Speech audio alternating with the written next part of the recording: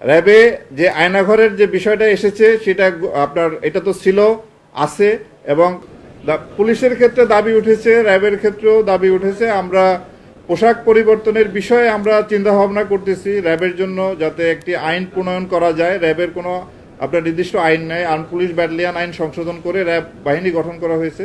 আমরা র্যাবের জন্য একটা আইন করার চিন্তা ভাবনা করতেছি, এবং আর কোন কোন ক্ষেত্রে সংস্কার আনা যায় সেই বিষয়ে আপনাদের মতামত, জনসাধারণের মতামত সাপেক্ষে আমরা পরবর্তী প্রয়োজনীয় ব্যবস্থা গ্রহণ করব। তবে পোশাকের ব্যাপারে আমি একটা জিনিস মনে করি যে পোশাকের চেয়ে গুরুত্বপূর্ণ যে মানুষটাকে এই পোশাকটা পরানো হয় তারা। যেমন আমরা প্রতিদিনই ইউনিফর্ম পরি, আপনারা এক এক দিন প্যান্ট পরেন, প্যান্ট শার্ট পরেন, স্যুট পরেন, পায়জামা পাঞ্জাবি পরেন, ব্যক্তি একই। সুতরাং একজন ভালো ব্যক্তি যে পোশাকই পরুক না কেন তার কাছ থেকে আমরা ভালো জিনিসই পাবো। খারাপ ব্যক্তিকে আমি যত ভালো পোশাক পরাই না কেন তার কাছ থেকে আমরা ভালো কিছু পাবো না। তারপরও যেহেতু পোশাকের ব্যাপারে একটা মতামত আসছে, আমরা এটা মানে সক্রিয় বিবেচনা রেখেছি। আপনার যত ধরনের অভিযোগ আছে, আপনার গুমের বিষয়, খুনের বিষয়, আয়নাঘর বিষয়, এটা গুম খুন কমিশন এটা তদন্ত করতেছেন।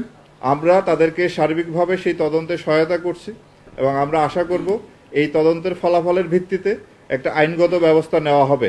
র্যাবে যে আয়নাঘরের যে বিষয়টা এসেছে সেটা আপনার এটা তো ছিল, আছে, এবং কমিশন আমাদেরকে নির্দেশ দিয়েছেন যে যে যা অবস্থায় আছে ওই অবস্থায় রাখার জন্য, কোথাও এখন কোনো রকম যেন কোনো পরিবর্তন না করা হয়। অ্যাকর্ডিংলি আমরা ঠিক ওইভাবেই রেখেছি যা যেভাবে ছিল অতীতে।